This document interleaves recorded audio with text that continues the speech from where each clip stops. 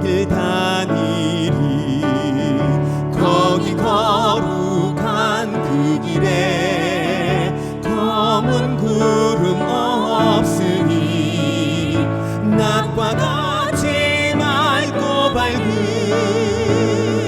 거룩한 길 다니리 마른 땅에 샘물 터지고 사막에 물 흐를 때 기쁨으로 찬송 부르며 거룩한 길 다니리 거기 거룩한 그 길에 검은 구름 없으니 낮과 같이 맑고 밝은 거룩한 길 다니리 거기 악한 짐승 없으니 두려울 것 없겠네 평안함과 즐거움으로 거룩한 길 다니리 거기 거룩한 그 길에 검은 구름 없으니 낮과 같이 맑고 밝은 거룩한 길 다니리 거기 죄인 전혀 없으니 거룩한 자뿐이라 주님 주신 멸류관 쓰고 거룩한 길 다니리 거기 거룩한 그 길에 검은 구름 없으니 낮과 같이 맑고 밝은 거룩한 길 다니리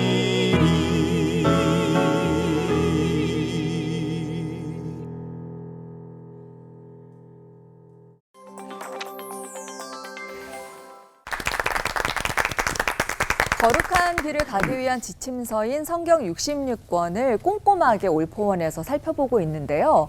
자, 오늘 올포원에서 살펴볼 성경은 뭘까요? 맞춰보시죠. 뭘까요? 힌트를 드리자면 요한계시록 앞에 있습니다. 너무 기존서 광범위한 거 너무 아닌가요? 그러네. 요한계시록, 요한계시록 그러네. 요한계시록 다 있잖아요. 아, 그러면 단 앞에 한 다 장으로 있는데. 이루어진 아주 강경한 어조의 편지입니다. 한 장이면서인가? 요한 이서. 삼서. 자, 마지막 힌트. 저자가 예수님의 동생인데 동명이인이 많죠. 동명이 야고보. 야고보? 아니야 유다. 유다서. 동생. 네. 그래서 우리는 형제님께는 뭐 있나요? 축복과 선물을 감사합니다. 드리겠습니다. 지민 자매님께도 이렇게 후하게 제가 다 쏘겠습니다. 네. 저는요? 가지시죠. 네. 한번 다 뿌리겠습니다. 네. 올포원 가족분들. 자, 오늘 자주 찾아서 읽게 되는 성경은 아닌 것 같아요. 네네. 유다서를 오늘 골랐는데 그 이유가 우리 부름받은 이들에게 경각심을 주는 편지라고 하는데요. 어떤 면에서 목사님 그런 건가요? 저를 보셨군요. 네. 이제 기독교의 2000년의 역사를 여러 가지로 규정할 수 있는데 이렇게 말할 수 있을 것 같아요. 이단과의 싸움이다. 사실 기독교 교리가 완성된 것도 이단과의 싸움을 통해서 이제 완성이 된 거거든요. 뭐 예를 들어 예수님이 참 사람이고 참 신이셨다라고 하는 것도 예수님이 인간이었다라만 주장하는 이단이 있었기 때문에, 또는 예수님이 인간은 아니었고 하나님이셨다라만 주장하는 이단이 있었기 때문에 이제 그런 교리들이 이제 하나씩 생겨나게 된 거거든요. 예수님 돌아가시고 승천하시고 얼마 안 됐는데도 불구하고 이단들이 자꾸 이제 생겨나는 거죠. 그러니까 교회 지도자들은 이걸 지켜야 되겠어. 복음을 지키고 진리를 지켜야 되겠어요. 그래서 이제 싸우게 되는 건데요. 그 뒤에, 그러니까 이단들의 뒤에는 악한 영이 있다라고 본 거거든요. 그래서 이제 싸워라, 경계해라, 그냥 놔두면 안 된다, 때로는 교회에서 쫓아내라, 이런 이제 가르침들이 서신서에 나오게 되는 거죠. 네. 정 목사님도 오늘 오셨는데 한 말씀. 예, 혼자 잘 산속에서 수도하고 사는데 수도하면 다들 기도만 하는 줄 아는데 기도는 노동이고 노동은 기도고 그렇게 이제 혼자 일과를 짜고 사니까 상당히 재미도 있고 심심도 하고 네. 그렇게 잘 지내고 있습니다. 네. 유다서의 말씀 여쭤봤는데 조금 이따가 여쭤볼 말씀 먼저 해주셔가지고 오늘 은퇴하시고 팀에서 뵙는 건 굉장히 오랜만이에요. 잘 지내고 계신 거예요? 네, 잘 지내고 있고요. 네.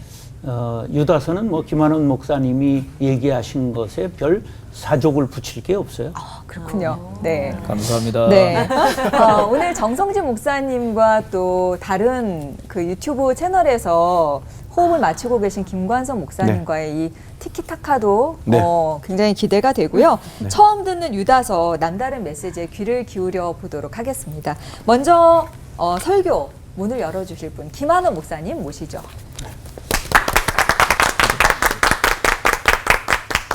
여러분 자동차를 타고 가시다가 갑자기 행인이 나온다거나 위험한 상황이 벌어질 때 우리가 클렉션을 누르죠. 빵빵 조심하세요. 사고 납니다.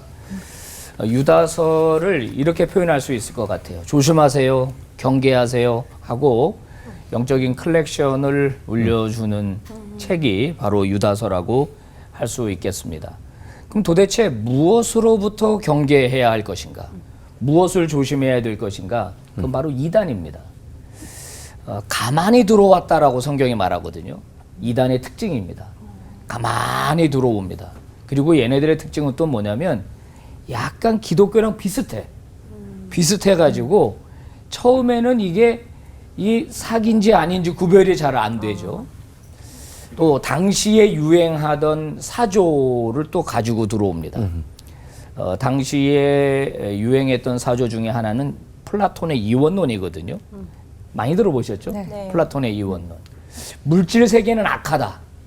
영적 세계는 거룩하다. 이게 이제 기본으로 깔려 있는 거예요. 그래서 이 플라톤의 세례를 받은 자들이 들어와 가지고 인간의 몸은 악한 것이다. 우리의 영혼은 거룩한 것이다. 이렇게 이제 주장을 하면서 이게 악한 거니까 이제 두 가지로 접근이 되는 거예요. 하나는 뭐냐면 그냥 마음껏 써라. 어차피 썩어질 거다. 그러니까 그런 경우는 이제 성적 방조로 이제 나타나고 쾌락 추구로 나타나고 반대로 금욕주의로 나타나기도 해요.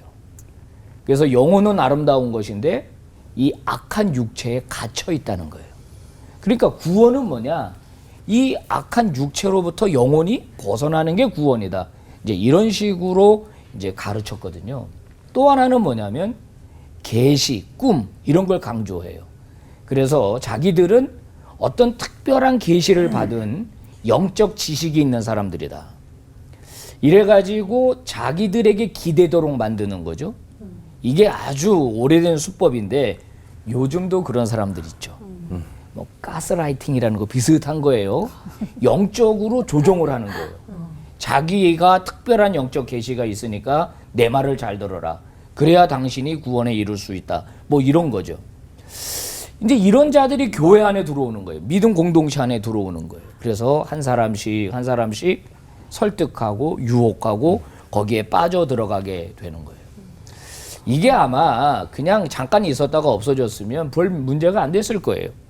근데 심각하게 문제가 생기니까 교회 지도자들은 이거를 보고 있을 수가 없는 거죠. 그래서 경계해라, 싸워라 하면서 편지를 보내는 거죠. 그 당시에 이제 할 수 있는 최고의 방법이 이제 편지를 보내는 거예요. 직접 가기 어려우니까. 또 이런 편지가 오면은 그 교회만 읽는 게 아니라 또 하나 카피해가지고 다른 교회 또 보내고 그래서 여러 교회들이 읽는 거예요. 여기 이제 저자가 이제 유다 아닙니까? 예수님의 동생이라고 보는 이유는 본인이 여기 밝히고 있어요. 야고보의 형제다. 사도행전 15장에 나오는 예루살렘 공의회에 등장하는 야고보가 예수님의 동생이었을 걸로 보고 또 학자들이 유다서하고 야고보서하고 비교를 해보니까 한 42% 단어가 같아요. 같은 단어를 쓰고 있어요. 그래서 아마 이게 예수님 동생일 거다라고 보는 겁니다. 물론 다른 의견들도 있기는 있어요. 자, 그러면 오늘 이 시대를 한번 보자고요. 오늘 이 시대에 이단이 있어요, 없어요? 있죠. 많죠. 네. 아마 그 재림 예수가 가장 많이 사는 나라가 우리나라일 거예요. 예수님이 엄청 많아, 우리나라에. 어떤 이단들보다 강력한 이단들이 우리나라에 창궐 하고 있거든요. 얼마나 많은 사람들이 거기 넘어갑니까? 얘네들이 유다 당시의 이단들과 비슷하게 행동하거든요. 가만히 들어와. 신부는 속이고 들어와. 그리고 유혹하죠. 그리고 데리고 가는 겁니다. 그것 때문에 가정 깨지죠. 젊은 애들 미래 망치죠. 우리가 그거 너무나 많이 보고 있다는 거예요.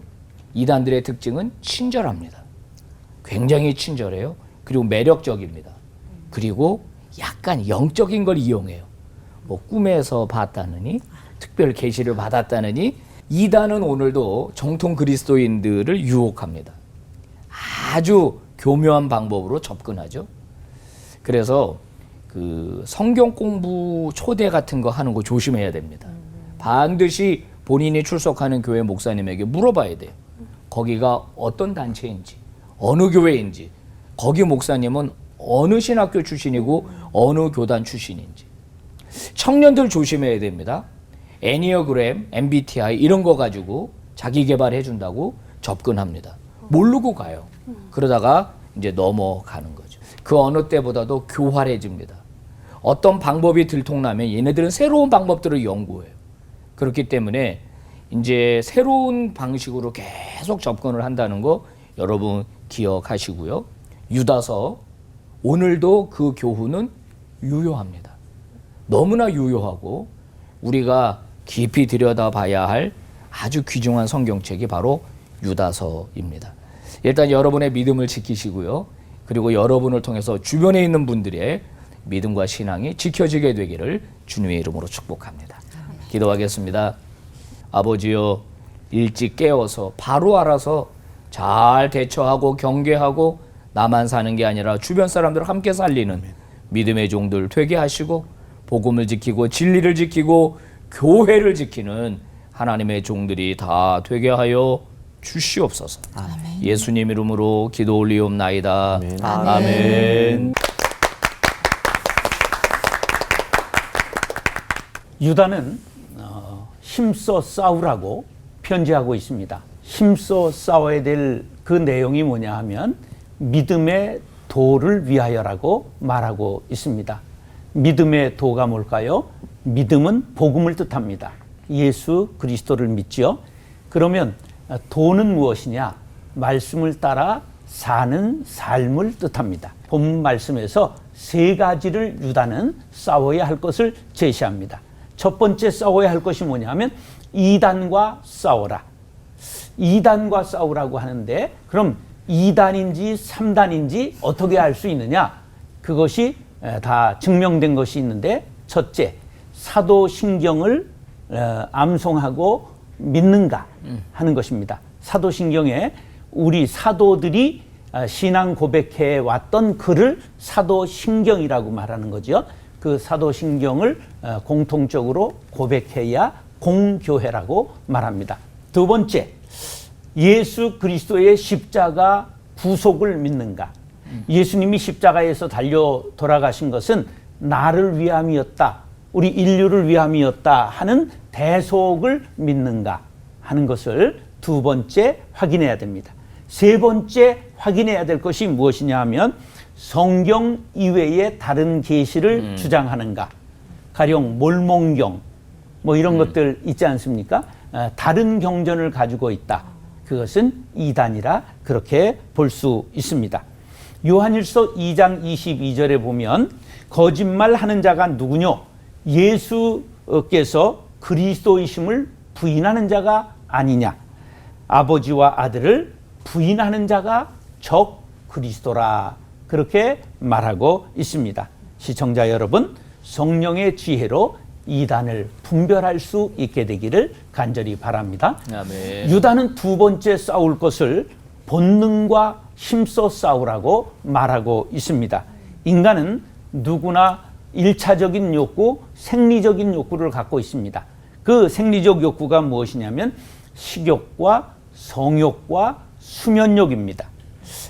고린도전서 6장 18절에 음행을 피하라. 사람이 범하는 죄마다 몸 밖에 있거니와 음행하는 자는 자기 몸의 죄를 범하느니라.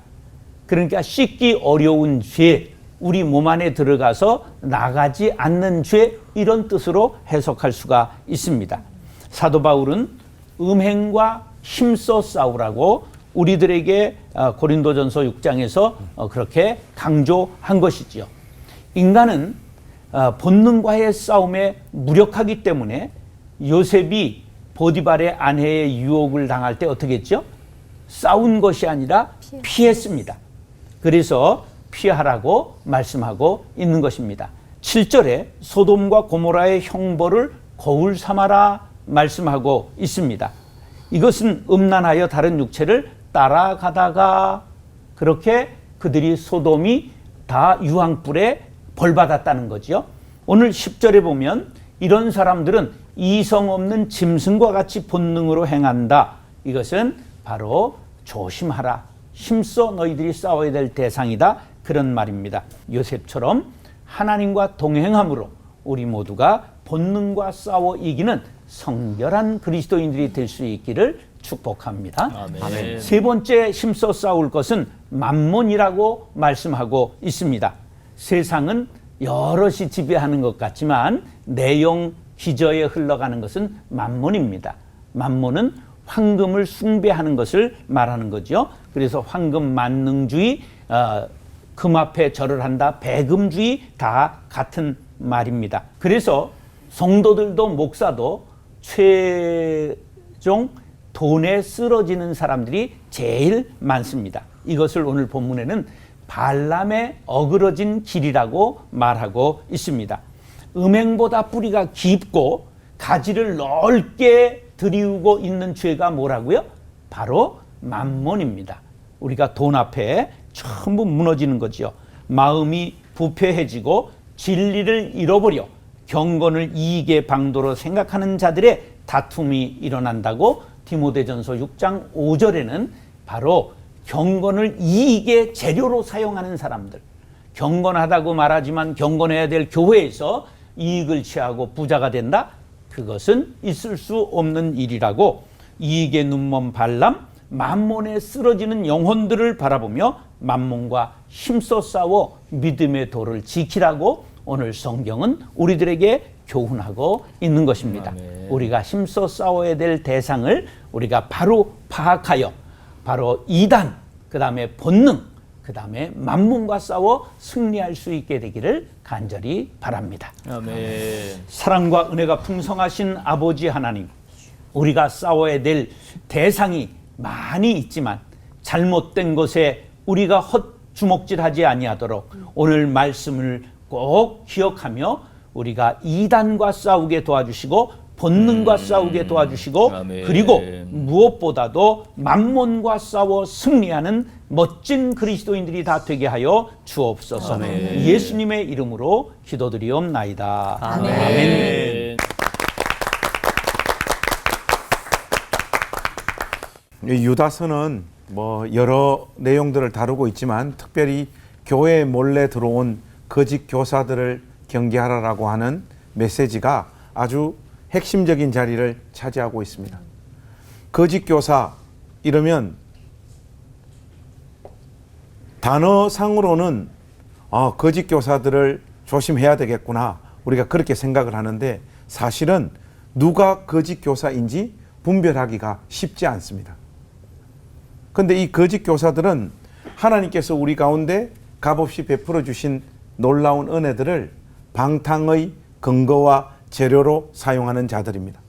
또 하나는 예수님의 주되심을 왜곡하고 비틀어서 사역을 하고 있는 자기에게 사람들의 시선과 관심들을 집중시키는 인간을 그 중심된 자리에 세워놓고 있는 것입니다.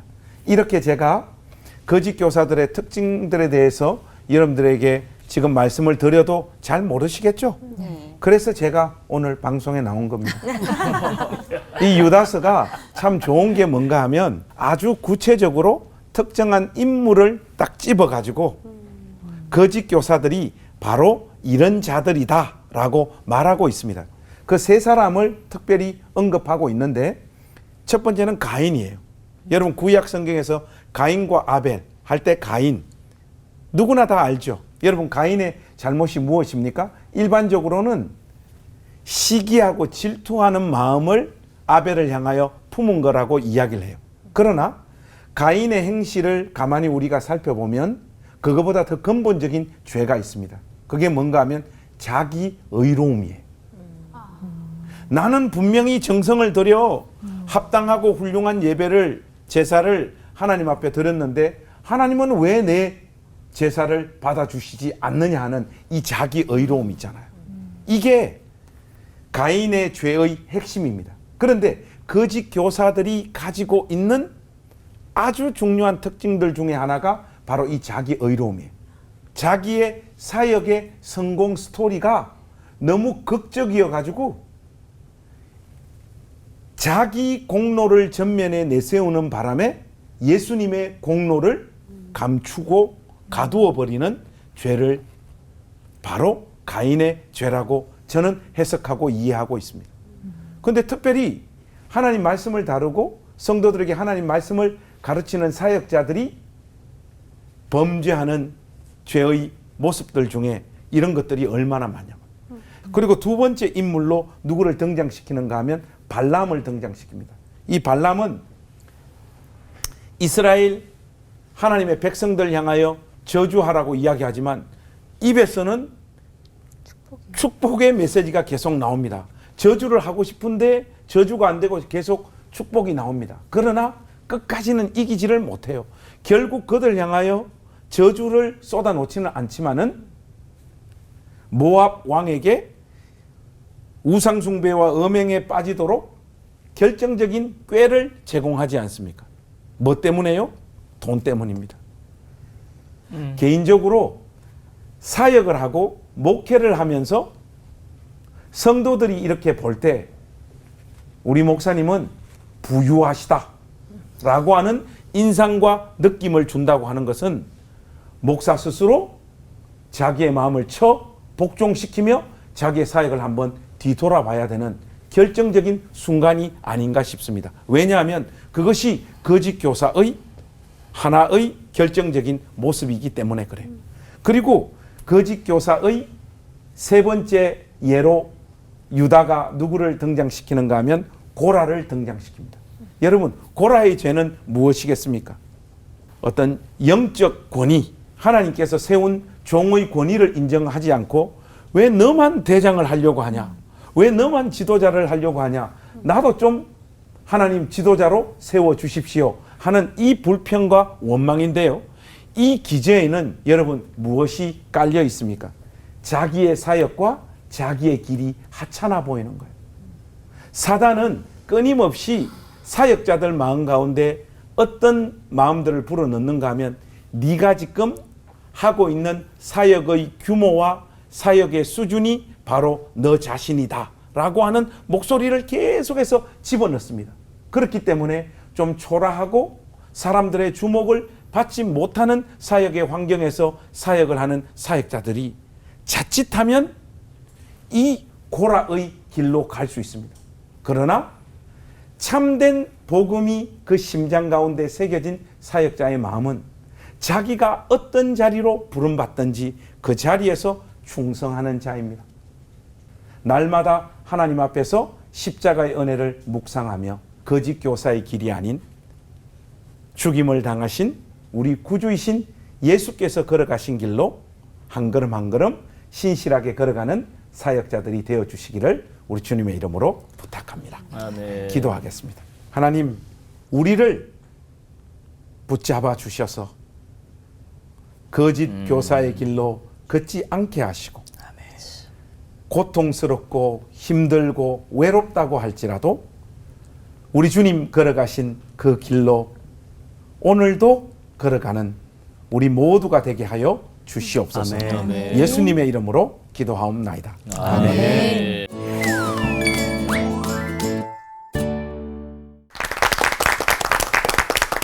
굉장히 짧은 분량의 유다서에서 이렇게 깊은 이야기들을 들려주신 세 분의 목사님.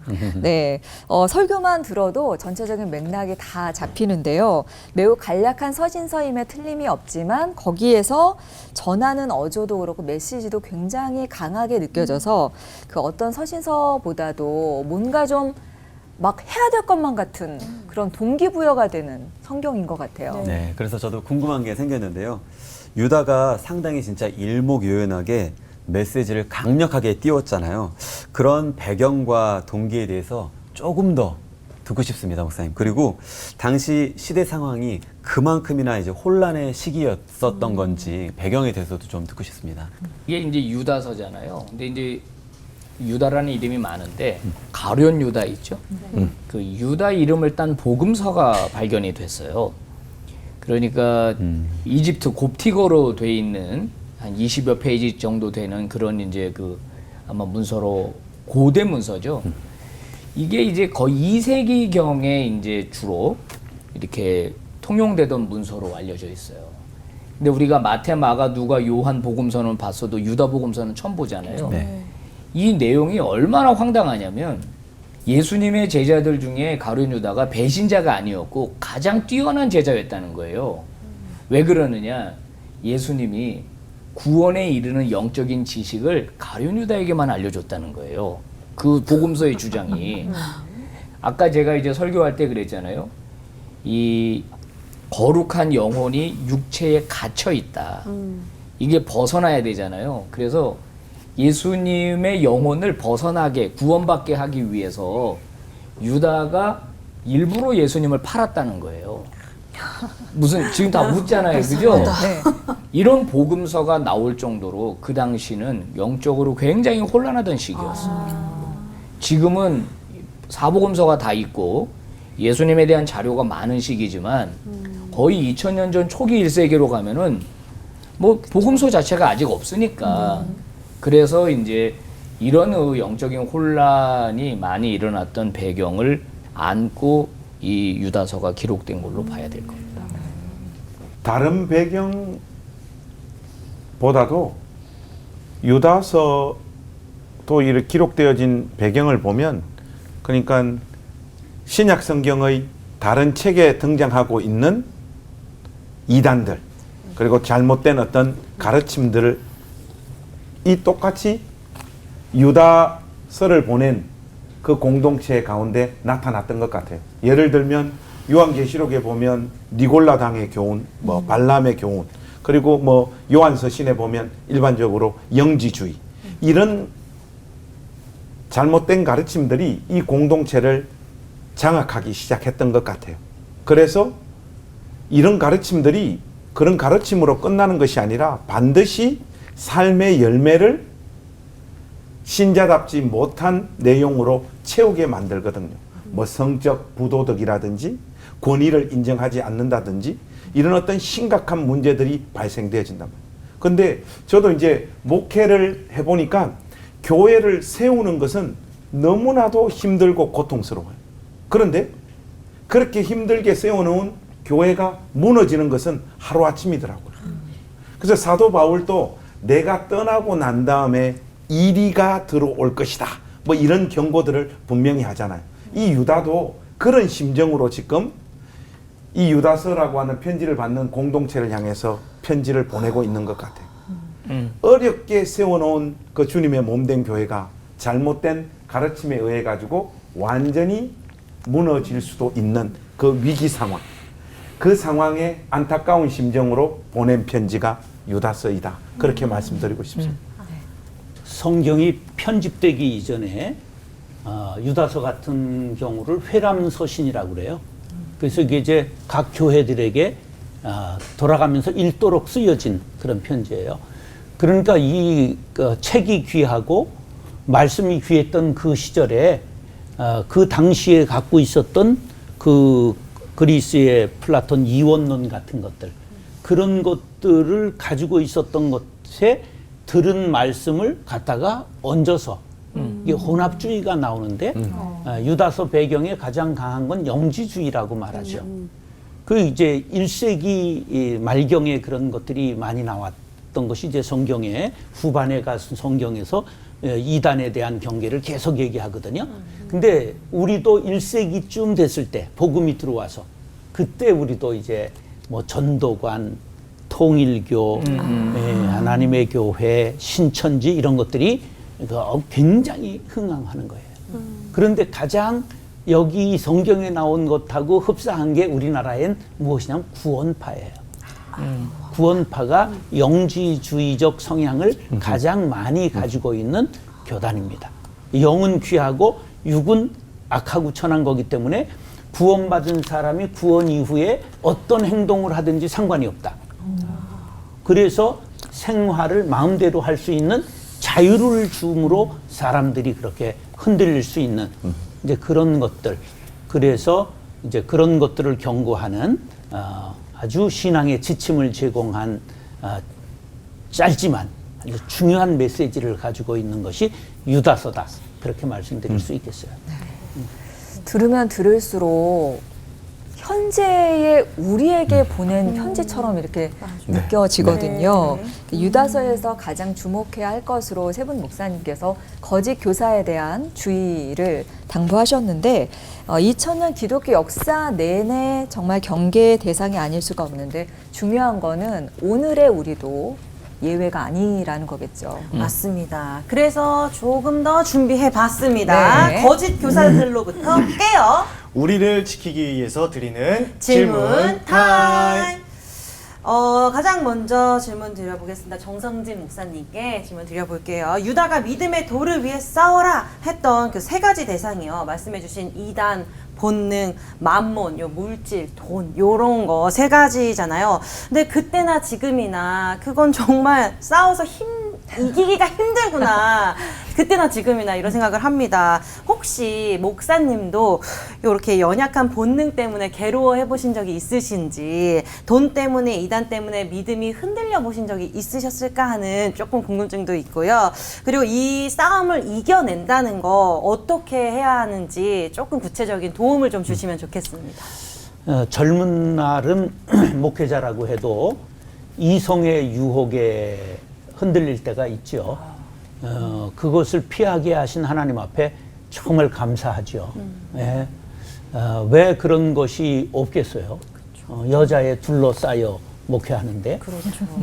그래서 아예 비서실에 여자를 두지 않았고 그 다음에 여전도회가 60개가 넘었는데 권사회가 한 20개 그랬는데 그분들한테 제 사무실에 들어와 서빙하는 거를 하지 않도록 했습니다.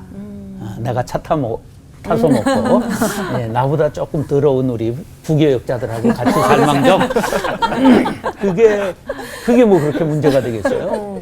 그래서 이제 그것을 차단하는 방법으로 스스로 그렇게 했고 마지막까지 어려운 것은 역시 돈이다. 그 돈에 대한 욕심이 상당히 끊기 어려운 것이다. 특별히 요새 목회들이 어려워지고 은퇴할 때 어려워지니까 돈 때문에 마지막 목회를 망치는 그런 경우가 많아요. 그래서 저도 아주 특별히 조심해서 연착륙할 수 있도록 아주 많이 노력했습니다. 부단히도 끝까지 노력을 하고 계시는군요. 역시 이렇게 말씀해 주시니까 좀 더 위로가 되고 저희도 도전이 좀 됩니다. 네. 저는요, 그 이단은 우리와 다른 건데 왜 그렇게들 빠지지 좀 했거든요. 근데 처음은 같은데 끝이 다른 거. 그래서 이단에 좀 쉽게 빠져들 수 있구나라는 게 참 공감이 됐습니다. 그래서 김환원 목사님께 좀 질문 한번 드려보고 싶은데요. 그 유다서 당시에는 영지주의로 현혹됐다면 요즘은 어떤 점에서 이단에 미혹되기가 쉬운지, 그리고 또 실제로 우리 그리스도인들이 2단인지 3단인지 잘 분별해낸 예도 한번 듣고 싶습니다. 이제 실제적인 이야기를 제가 좀 해드릴 필요가 있겠는데요. 제가 이제 목회하던 중에 한 청년이 저한테 신방 요청을 했어요. 청년을 한 게 아니라 자기 부모님을 좀 신방해 달라는 거예요. 그 부모님은 이제 굉장히 큰 초대형 교회를 출석하고 있는 분이었는데, 물론 코로나 이전입니다. 홍대 앞에서 이제 그 야식 장사 있잖아요. 떡볶이, 오뎅, 순대 뭐 이런 거 파시는 분이에요. 근데 매번 와서 사 먹는 분이 있어요. 근데 인사도 잘하고 친절하고 매번 오니까 이제 얼굴을 알잖아요. 근데 자기를 누구로 소개하냐면 굉장히 큰 어떤 교회 목사로 소개를 해요. 신분을 확인할 수 없는.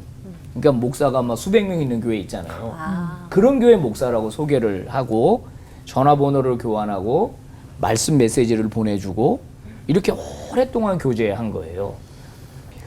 그런데 이제 넘어가기 직전이에요. 성경 공부도 간 거예요. 그렇게 피곤한데 밤에 밤새도록 장사하고 그 다음에 신촌에 있는 성경 공부방까지 아버지가 간 거예요. 너무 미안하니까.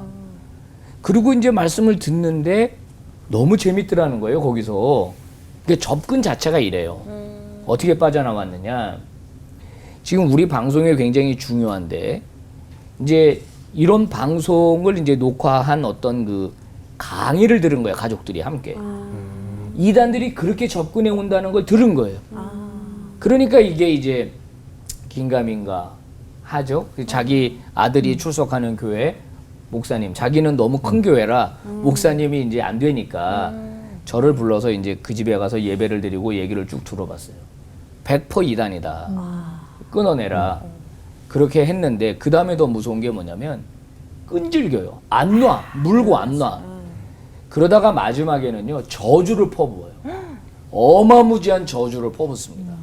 그리고서 이제 떨어져 나간 그런 얘기를 들어봤거든요. 접근이 처음에는 매력적이다. 매우 친절하다. 그리고 진짜 천사처럼 다가온다는 거예요. 접근이 그렇다는 거예요. 그러니까 이제 이게 우리 정통 기독교인들이 이제 친절할 때 이게 방어막을 치게 되는 게 문제인데 이제 그렇게 진심으로 접근한다는 알아요. 게 이제 굉장히 문제예요. 그래서 분별해내는 방법은 오늘 이제 이 방송 같은 거 많이 좀 돌려봐야 되고 이단들이 그렇게 접근한다는 거지. 제일 중요한 건 본인이 교회에 제대로 출석하고 신앙생활 해야 돼요. 그리고 본인 출석하는 교회 목사님의 도움을 구하는 게 제일 좋은 방법입니다. 그 집도 저한테 신방 요청을 했기 때문에 제가 얘기를 해줬고 그래서 끊어낼 수 있었지 잘못하면 다 넘어갈 뻔했죠. 그렇죠.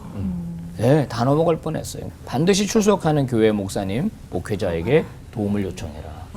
그게 이제 가장 좋은 방법이라고 할 수 있겠어요. 맞습니다. 혼자서는 정말 못 해낼 것 같아요. 막 저주 퍼부을 때, 어떻게 그냥 빨리 가자. 막 이래버리면 안 되니까 더 센 우리 담임 목사님들 항상 붙잡고 있어야겠다. 네. 이런 생각이 좀 들기도 했습니다. 네. 강한 담임 목사님 우리 마지막으로 김관성 목사님께 마지막 질문 좀 드려보도록 할게요. 유다서 저자가 내세운 구약의 샘물 말씀해 주셨지만 좀 이렇게 예사로 안 보였던 게 남일 같지가 좀 않더라고요.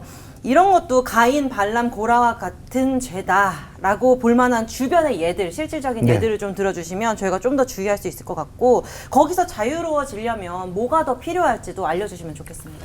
자유로워지는 방법은 없는 것 같고요. 네네. 일단은 우리 안에도 이런 가인과 발람과 고라와 같은 죄의 소욕들이 끊임없이 일어난다라고 하는 자기 자신을 객관화해서 볼 수 있는 그런 어떤 시각들을 우리가 계속 가지고 있어야지 이런 잘못 가운데 빠져들지 않을 수 있도록 우리가 몸부림칠 수 있을 것 같아요. 그런데 이걸 이제 조금 우리 시대의 구체적인 어떤 모습으로 조금 이야기를 해보자면 특히 가인과 같은 경우에는 자기가 옳았다는 거 아니에요. 자기가 정당했는데 합당한 예배를 하나님 앞에 드렸는데 하나님 왜 내 예배를 안 받아주냐 하는 이 자기 의로움의 문제라고 보거든요. 근데 이것이 우리 시대 때는 좀 변형된 게 이런 것 같아요. 특히 이제 거짓 교사들의 죄를 지금 이야기하는 예니까 목회자들 중에 자기가 전하는 어떤 메시지에 관한 과도한 확신 이런 것들이 정치적인 신념으로 가지는 경우들이 굉장히 많더라고요. 그래서 이분들이 강단에서 목사님 제발 정치 이야기 좀 안 해주셨으면 좋겠습니다 라고 말을 해도 왜 하시는가 하면 자기는 그것이 옳다라고 생각을 하는 거예요. 그런데 가인의 길이라고 하는 것이 최종적으로 어떤 열매를 맺습니까? 결국은 아벨을 죽이잖아요. 그 강단에서 자기가 옳다라고 생각하는 그 정치적인 신념을 가지고 반쪽은 모두 다 두들겨 패버리는 거예요. 그 이런 형태로 나타나는 거예요. 그리고 발람 같은 경우에는 경건을 이익의 재료로 사용한 거 아닙니까? 이런 것도 이제 거짓 교사들에게 해당되어지는 어떤 죄니까 우리 목회자들이 특별히 좀 뜨끔해야 되는 문제라고 봐요. 근데 우리 목회자들 안에서 대부분은 참 좋은 목사님들이 많아요. 신실한 목사님들이 많은데 끊임없이 기름진 목회지를 찾아 떠도는 성냥이 목사님들이 계시더라고요. 그 자기가 지금 몸담고 사역하는 이 교회에 대한 만족이 없는 거예요. 이거보다는 조금 더 내가 더 유명해질 수 있고 조금 더 경제적으로 안정되어질 수 있고 우리 애들 좀 잘 교육시킬 수 있는 그런 환경을 제공하는 교회가 없는가 싶어서 끊임없이 그런 데 관심을 가지는 사람들이 있다라면 이분은 지금 거짓 교사의 초입 단계에 들어갔다고 봐요. 근데 이것의 성도들 버전도 저는 있다고 생각해요. 그게 뭔가 하면 교회를 선택할 때 하나님께서 나에게 주신 어떤 달란트를 가지고 어떤 교회를 섬겨야 되겠다라고 하는 마음으로 교회를 선택하는 게 아니라 교회를 선택할 때도 기름진 교회만을 선택하는 성도들이 많아요. 제가 목회하면서 특히 개척교회 시절에 진짜 상처 많이 받았던 게 뭔가 하면 우리 교회 왔다가도 뭘 물어보는가 하면 이 교회는 주일학교 시스템이 어떻습니까? 라고 물어봐요. 그런 집안 애들 중에 내가 신앙적으로 올바로 자란 애들을 별로 못 봤어. 원래 기독교 신앙이라고 하는 것은 가정에서부터 이루어져야 되는 거잖아요. 자기 집에서 제대로 기독교 신앙으로 양육하지 못한 애들을 꼭 교회 와서 목사님하고 전사님들에게 부탁을 해가 애를 바꿔달라고 해요. 그런 법은 2000년 역사상 단 한 번도 일어나지 않은 일들이에요. 그 이런 일들이 우리 시대의 발람의 모습으로 변형된 형태라고 봐요. 그리고 마지막에 고라 같은 경우에는 어떤 영적 권위를 인정하지 않는 거잖아요. 뭐 우리 목회자들이 잘못했을 때 욕도 먹고 또 정당한 비판도 받아야 되지만은 하나님께서 그 목사님을 그 교회의 영적인 지도자로 표현이 좀 그렇습니다만은 또 하나님 말씀을 전하는 사람으로 그 자리에 세워놓은 그 직분을 존중하는 마음들을 우리가 가져야 돼요. 그 목사님을 그 직분자로 세워서 모든 성도들에게 하나님의 은혜를 전하는 통로로 세워놓으셨잖아요. 우리가 자칫 잘못하면 영적인 권위를 너무 무시하고 밟아버리면 하나님께서 그 종을 통하여 우리에게 주시려고 하는 은혜가 우리 영혼 가운데 닿지 못하게 되어지는 이런 일들이 벌어질 수 있다는 것. 이것이 우리 시대의 가인과 발람과 고라의 구체적인 어떤 모습과 죄의 형태가 아닐까 그렇게 말씀드리고 싶습니다. 확 와닿네요. 유다서가 왜 이렇게 강렬하게 다가오나 했더니 어떤 뭐 경고나 단순한 권고의 메시지가 아니라 우리가 정말 적극적으로 깨어있고 또 싸워야 된다는 점을 일깨워주고 있다는 생각이 드는데요. 그러니까 믿음의 도를 지킨다는 게 안일한 자세로는 안 되는 거구나. 분투가 필요하다. 이렇게 절실하게 오늘 깨닫게 됩니다. 어느 때보다도 정말 실제적인 현재에 대한 이야기인 것 같아서요. 목사님들께서 바로 지금 이 시대의 유다라면 믿음을 지키는 데 있어서 무엇을 조심하고 추구하라고 강조하고 싶은지 말씀 부탁드리고요. 또 하나는 목사님들의 편지, 그런 생생한 육성으로 그 강조하실 것들을 생생한 육성으로 들려주셨으면 좋겠습니다. 저는 이 시대 그리스도인들에게 제발 말씀 중심으로 신앙생활하라라는 이야기를 해주고 싶어요.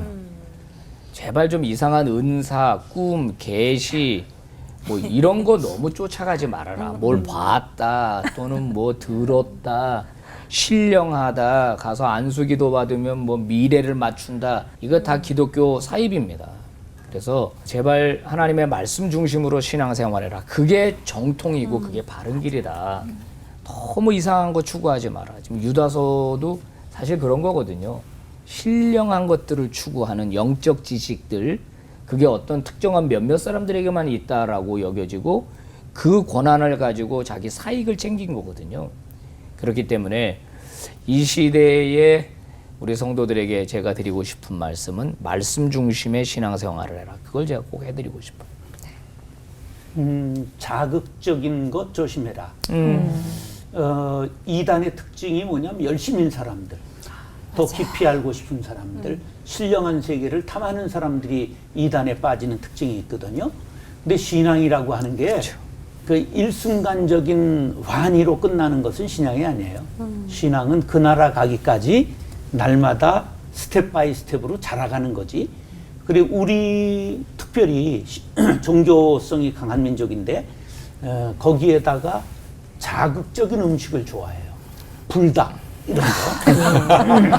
제가 이제 맞습니다. 매운 거를 잘 못 먹는 사람인데 가끔 매운 걸 먹으면 여기 찌릿하고 땀이 쩍 나는 그런, 이래서들 매운 걸 먹는구나. 근데 그런 거는 신앙에 한 번 있을 경험은 될 수 있지만 계속 그거를 추구하면 그것이 이단에 빠질 수 있는 확률이 제일 높다. 그렇기 때문에 우리가 자극적인 것 조심해요. 우리가 성화라고 하는 건 그 나라 가기까지 추구하는 거기 때문에 날마다 자라가야 되는 것이다. 건강한 밥을 먹듯이 네. 신앙도 그렇게 건강하게 집밥 챙겨라. 먹자. 네. 그 프랑스의 그 유명한 작가 알랭 드 보통 아시죠? 네. 이분이 사랑을 정의를 하기를 20%의 팩트와 80%의 상상이다 이렇게 말했거든요. 그래서 결혼해 보신 분들은 다 똑같이 느끼겠지만은 속았다. 이러면 남자나 여자나 마찬가지예요. 서로에게 우리가 속았다고 하지만 사실은 속은 게 아니라 우리가 그렇게 상상한 거예요. 이 사람의 어떤 20%의 모습을 보고 이 사람은 이런 사람이겠거니 80%를 상상한 사람이 잘못된 거예요. 제가 이 말씀을 왜 드리는가 하면 우리 시대의 신자들이 가지는 신앙 고백 안에는 나를 도와주시는 하나님, 나와 함께 해주신 하나님, 은혜 하나님이 강조되어져요. 이것은 하나님의 속성 중에 20%예요. 어떤 의미에서는 우리 한국 기독교가 크게 부흥을 경험하는 시대를 통과했던 신자들은 어쩌면 이 20%의 하나님의 속성을 가지고도 맞네, 하나님은 과연 이런 분이시네라고 느끼는 자기의 신앙 정서와 경험이 맞았구나, 내가 생각했던 주님이 맞았구나라고 느낄 거예요. 그런데 코로나 이후 우리 기독교 생태계가 어떤 현실을 만날까를 곰곰이 생각해 보면 어쩌면 우리가 주님을 사랑한다라고 고백하고 있는 우리의 말랑말랑한 이 신앙 고백과는 전혀 다른 속성을 가지신 하나님이 우리를 찾아올 가능성이 많을 거라고 생각해요. 믿음으로 분투하라, 인내하라, 피 흘리기까지 싸우라 라고 요청하시는 이 하나님을 우리가 만날 가능성이 많을 것 같아요. 그래서 우리가 주님을 사랑한다라고 하는 이 고백 속에 나는 어떤 이미지와 어떤 내용으로 채우고 있는가를 한번 좀 점검하셔서 내가 만든 하나님을 내가 열심히 믿고 섬기고 있는 것은 아닌가 한번 좀 점검해 봤으면 좋겠습니다. 이런 점검들이 있을 때에 앞으로 다가올 이 현실도 우리가 신실하게 하나님 앞에서 믿음으로 살 수 있지 않을까 그렇게 생각되어집니다. 2000년 전에 강력한 유다서가 있었다면 오늘 이 시대에 세 분의 목사님의 믿음의 편지들 강력하게 전해드렸습니다. 유다서가 말하는 거짓 교사라는 게 결코 멀리 따로 있는 게 아니고 그걸 이길 힘이 우리 안에 계시는 예수 그리스도를 통해서 우리가 회복할 수 있다는 걸 확실하게 배운 시간이었는데요. 오늘 정선임 목사님 올포원에 처음 오셨잖아요. 함께해 주셨는데 어떠셨어요? 도라고 하는 한자어가 네. 머리 숫자에 간다고 하는 책받침이에요. 그러니까 머리가 가야 되는데 생각이 생각으로만 머물러 있고 믿음이 믿음으로만 머물러 있고 삶으로 육화되지 않기 때문에 문제가 되는 거죠.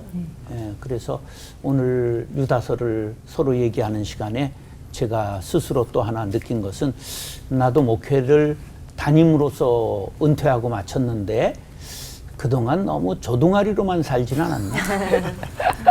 그래서 정말 이걸 내가 설교했고 믿었고 생각했던 것들을 이제는 삶으로 살아내야 될 때가 아닌가 그런 생각을 함께 하면서 해봤습니다. 네. 담백하게 말씀하시는데 내용은 굉장히 강렬합니다. 네. 다음 시간에 한 번 더 모셔서 귀한 말씀 듣도록 하겠고요. 이제 오늘 받은 은혜를 한마디씩 정리하면서 맞춰볼 텐데요. 처음 듣는 유다서는 나에게 우리에게 한마디로 네모다. 네모 안에 김한호 목사님 뭘 넣으실까요? 조금 올드한데 괜찮아요? 네네 괜찮습니다.